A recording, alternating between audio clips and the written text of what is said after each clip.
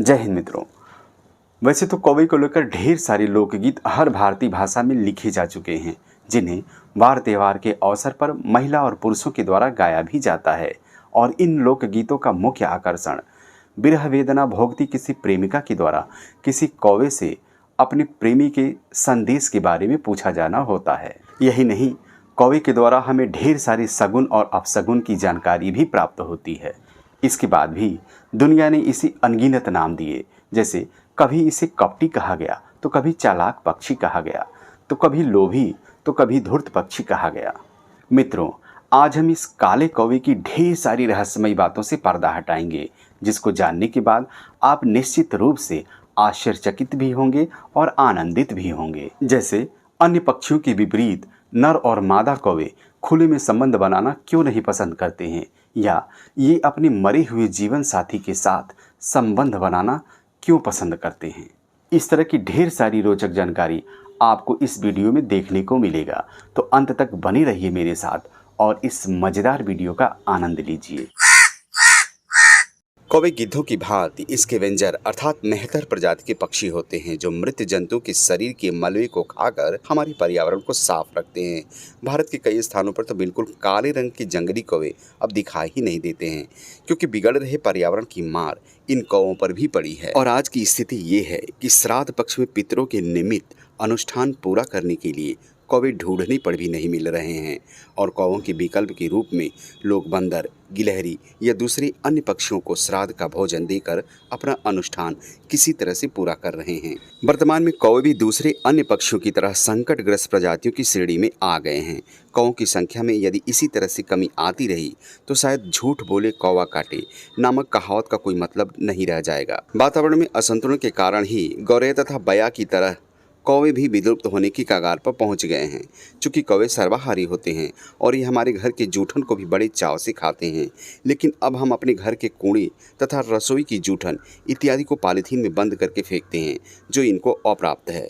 खेतों में भारी मात्रा में प्रयोग होने वाले कीटनाशकों का बुरा प्रभाव दूसरे पक्षियों की भांति इन कौवों पर भी पड़ा है। कौवे जंतु जगत के कार्डेटा संघ के एवीज वर्ग के कोरवस वंश के पक्षी होते हैं। इनकी 6 प्रजातियां भारत में पाई जाती हैं, लेकिन इनमें से केवल 2 ही प्रजाति सामान्यतः दिखाई देती है। पहली प्रजाति जो सबसे सामान्य प्रकार की होती है, जिसे भूरे गर्दन वाले घरेलू कौवा के नाम से जाना जाता है तथा जिसका जंतु वैज्ञानिक नाम कोरवस स्प्लेंडेंस है, तथा दूसरी प्रजाति जंगली कौवा होता है, जो पूरी तरह से काले रंग का होता है तथा जिसका जंतु वैज्ञानिक नाम कोरवस कल्मिनाटस है। यदि हम कौवों के दिमाग की बात करें तो इनका दिमाग लगभग उसी तरह से काम करता है जैसे चिंपैंजी और हम मनुष्यों का दिमाग काम करता है। यह पक्षी लोगों की नज़र में भले ही अछूते हों, परंतु इतनी चतुर और चालाक होते हैं कि ये किसी दूसरे जंतु या मनुष्य का चेहरा देखकर ही समझ जाते हैं कि कौन इनके लिए खतरनाक हो सकता है और कौन इनका दोस्त। इसलिए वैज्ञानिक इनको उम्दा किस्म के चतुर पक्षियों में गिनती करते हैं, क्योंकि ये अपनी आवश्यकताओं की पूर्ति के लिए विभिन्न प्रकार की तकनीकी अर्थात टूल्स का प्रयोग करते हैं, जिसको दूसरे पक्षी कभी भी नहीं कर पाते हैं। बचपन में आप सभी ने प्यासा कौवा नामक कहानी तो सुना ही होगा। यह कहानी महज एक कहानी ही नहीं है, यह कहानी वास्तव में कौवे के टेक्निकल माइंड को दर्शाती है। कौवे के टेक्निकल माइंड का अंदाजा आप इसी बात से लगा सकते हैं कि ये मूंगफली जैसे नट्स का आनंद लेने के लिए कठोर छिलके में बंद नट्स को सड़कों पर गिराकर किसी वाहन द्वारा इनको कुचलकर खोल दिए जाने का इंतजार करते रहते हैं। यही नहीं, वैज्ञानिकों के अनुसार कौवे खुद के लिए खतरा पैदा करने वाले चेहरे को 5 वर्षों तक याद करके रख सकते हैं। अपनी उत्कृष्ट याददाश्त के बल पर कौवे आवश्यकता से अधिक भोज्य पदार्थों को किसी सुरक्षित स्थान पर रखकर उस जगह को याद रखते हैं। कौवा चालाक जरूर होता है, परंतु यह अपनी जाति के लिए सच्चा डेमोक्रेट और पक्का समाजवादी भी होता है, क्योंकि जब उसे कहीं से कुछ खाने के लिए मिल जाता है तो वह अकेले नहीं खाता है, बल्कि अपनी जाति वाले सब कौवों को बुलाकर उसमें शामिल भी करता है। यही नहीं, जब किसी कौवा को मनुष्य या किसी अन्य जीव से कोई खतरा महसूस होता है तो वह जोर जोर से आवाज़ लगाकर अन्य कौवों को आगाह भी करता है। यदि हम कौवे की आवाज़ की बात करें तो यह केवल काँव काँव ही नहीं करता है, बल्कि अपनी आवश्यकता अनुसार 250 से भी अधिक प्रकार की विभिन्न आवाज़ें निकाल भी सकता है, जैसे बाज से चेतावनी के लिए अलग आवाज़, बिल्ली से चेतावनी के लिए अलग आवाज़ तथा मनुष्यों से चेतावनी के लिए अलग अलग आवाज़ निकालता है। मित्रों, मनुष्य भले ही प्राकृतिक नियमों को अनदेखा करके अपने नियम चलाता है, परंतु कौवा सहित सभी जीव जंतु प्रकृति के नियमों से बंधे होते हैं और ये बखूबी उसका पालन भी करते हैं। जैसे प्रकृति उसी जीव के वंश को आगे बढ़ने का मौका देती है जो हर तरह से योग्य हो, फिट हो, और इसी को कहते हैं सर्वाइवल ऑफ फिटेस्ट, अर्थात योग्यतम की उत्तरजीविता। और इसी नियम का पालन करते हुए मादा कौवे को अपना योग्य जीवन साथी चुनने की खूब स्वतंत्रता होती है और इस काम में वह कभी भी जल्दबाजी नहीं करती है, क्योंकि ज़्यादातर जीव जंतुओं के विपरीत यह बार बार अपने जीवन साथी को नहीं बदलती है और एक बार नर साथी का चुनाव करने के बाद जीवन भर उसके साथ रहती है तथा हर प्रजनन काल में उसके बच्चों को जन्म देती है। मित्रों, बाहरी बनावट के आधार पर नर और मादा कौवों में कोई अंतर नहीं होता है तथा इन कौवों में जीवन साथी के चुनाव की प्रक्रिया बहुत ही दिलचस्प होती है। इस प्रक्रिया के पहले चरण में नर कौवा अन्य पक्षियों जैसे नर कोयल की तरह सुरीली आवाज में जोर जोर से कूकता नहीं है और ना ही नर मोर की तरह सुंदर और बेहद खूबसूरत पंख फैलाकर नाचता है और कर्कश आवाज में जोर जोर से चिल्लाता है, बल्कि नर कौवा मादा को आकर्षित करने के लिए बहुत ही सुंदर प्रेमालाप व्यवहार करता है, जिसके तहत नर कौवा मादा के पास धीमी आवाज में सुंदर गीत गाता है। नर कौवा के प्रेमालाप गीत को आप भी सुनिए। कौवे के इस गीत को क्रो सॉन्ग या काक गीत भी कहा जाता है। फिर नर कौवा मादा के सामने अपनी उड़न क्षमता का प्रदर्शन करता है और इसके तहत पेड़ों की ऊंची शाखाओं से तेजी से नीचे की तरफ आता है। फिर मादा के समीप जाकर धीमी आवाज में गीत गाता है और यह प्रक्रिया बार बार दोहराई जाती है। फिर बीच बीच में अपनी चोंच के द्वारा मादा की चोंच को सहलाता है तथा उसके शरीर के परजीवियों को खाकर उसके शरीर की सफाई भी करता है तथा मादा के साथ समय व्यतीत करता है और उसका भरोसा जीतता है, उसके लिए खाने की व्यवस्था करता है तथा उसके पसंद के भोजन को ढूंढ ढूंढ कर लाता है और आनंदित होता है। फिर इस प्रेमालाप प्रक्रिया के अंतिम चरण में आता है डेटिंग की प्रक्रिया। आपको जानकर आश्चर्य होगा कि इंसानों की ही तरह मादा नर कौवा के साथ डेटिंग पर तभी होती है जब नर कौवा मादा के प्रेम पर विजय प्राप्त कर लेता है। यह प्रक्रिया कुछ दिनों तक चलता है। डेटिंग के दिनों में नर और मादा हमेशा साथ साथ देखे जा सकते हैं। दोनों पेड़ों की शाखाओं से एक साथ नीचे की तरफ गोता लगाते हुए देखे जा सकते हैं या नर और मादा दोनों एक दूसरे की नकल करते हुए देखे जा सकते हैं। फिर इसके बाद आता है नर और मादा कौवे के मिलन की घड़ी, जिसके तहत अन्य पक्षियों की भांति नर कौवा मादा से संबंध बनाता है। आपको जानकर बहुत ही आश्चर्य होगा कि कुछ पक्षियों की भांति कौवा भी एक विवाही अर्थात मोनोगैमस बर्ड होता है। जोड़ा बनाने के बाद ये दोनों जीवन भर साथ साथ रहते हैं, लेकिन संबंध केवल प्रजनन काल के दौरान ही बनाते हैं। इनका प्रजनन काल मार्च अप्रैल से शुरू होकर जून जुलाई तक चलता है। कौवे अपने घोंसले का निर्माण तभी करते हैं जब इनको प्रजनन करना होता है। ये हरे भरे पेड़ों, बिजली के खंभों, ऊंची इमारतों तथा चट्टानों के किनारे काफी ऊंचाई पर अपना घोंसला बनाते हैं तथा ये अपने घोंसले के निर्माण के लिए सूखी लकड़ियों, बिजली के कटे हुए छोटे छोटे तारों, कपड़ों के छोटे छोटे टुकड़ों इत्यादि का प्रयोग करते हैं।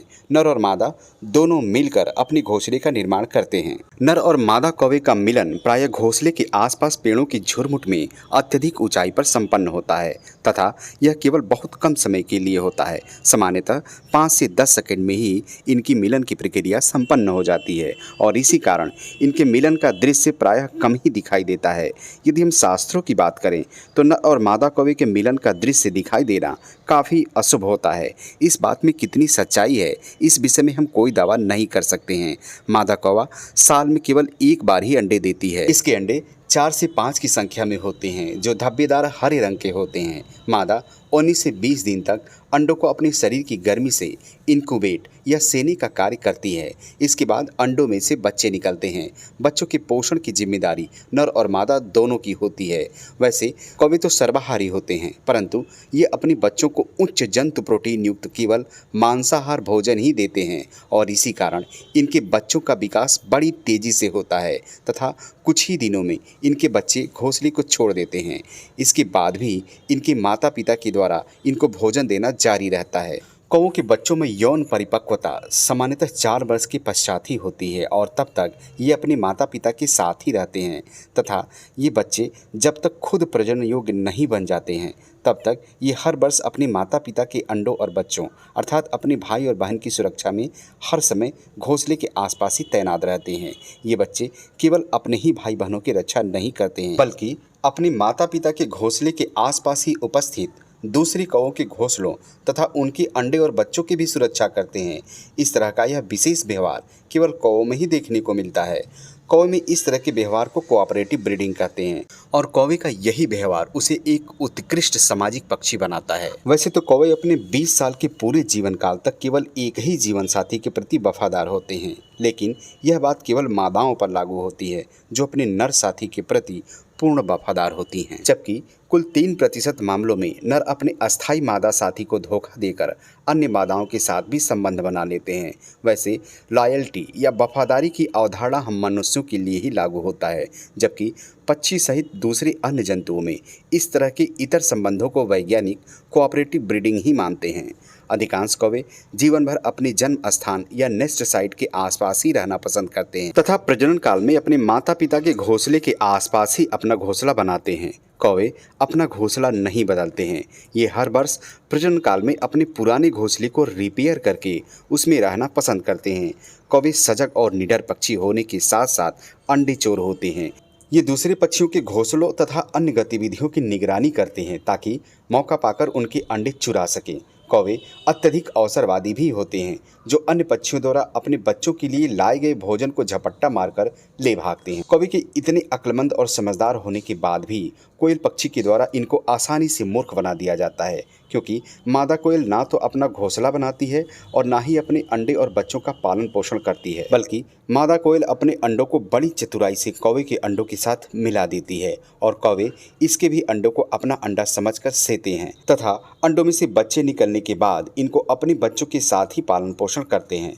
कोयल पक्षी का यह गुण ब्रूड पैरासिटिज्म या नीड परजीविता कहलाता है। मित्रों, कौवों के झुंड को इंग्लिश में मर्डर कहा जाता है। दरअसल कौवे अपने किसी साथी के मरने पर इकट्ठा हो जाते हैं और तेजी से कांव कांव करते हैं और ऐसा लगता है मानो वो अपनी कर्कश आवाज में किसी को डांट रहे हों। वे अपने मृत साथी के ऊपर गोल गोल चक्कर लगाकर उड़ते हैं, क्योंकि ये कौवे अपने साथी के मृत्यु के कारणों की जांच पड़ताल करते हैं तथा उन कारणों को पहचान कर उनसे सजग रहने की कोशिश करते हैं जिसकी वजह से उसके साथी की मृत्यु हुई है। मित्रों, इस दशा में कुछ कौवे बहुत ही अजीब व्यवहार करते हैं और अपने मरे हुए साथी के लिए शोक संवेदना की बजाय उनके साथ संबंध बनाते हुए देखे गए हैं। कौवे के इस विचित्र व्यवहार को नेक्रोफिलिया कहा जाता है। कौवे के इस विचित्र व्यवहार पर बहुत से शोध हुए, लेकिन अभी तक किसी सटीक कारण का पता नहीं चल पाया है। लेकिन शोधकर्ताओं के अनुसार कौवे इस विचित्र व्यवहार को तभी करते हैं जब प्रजनन काल के समय उनके किसी साथी की मृत्यु हो जाती है और तभी कुछ कामातुर कौवे अपने मृत साथी के साथ संबंध बनाते हैं। प्रजनन काल के अलावा अन्य किसी सीजन में जब किसी कौवे की मृत्यु हो जाती है तब उसके साथी कौवे उस मृत कौवे के साथ संबंध नहीं बनाते हैं। मित्रों, आप कमेंट करके हमें जरूर बताइएगा कि आपको कौवों के बारे में यह जानकारी कैसी लगी। वीडियो पसंद आया हो तो लाइक कर दें और शेयर करके दूसरों तक इस रोचक जानकारी को अवश्य पहुंचाएं। धन्यवाद।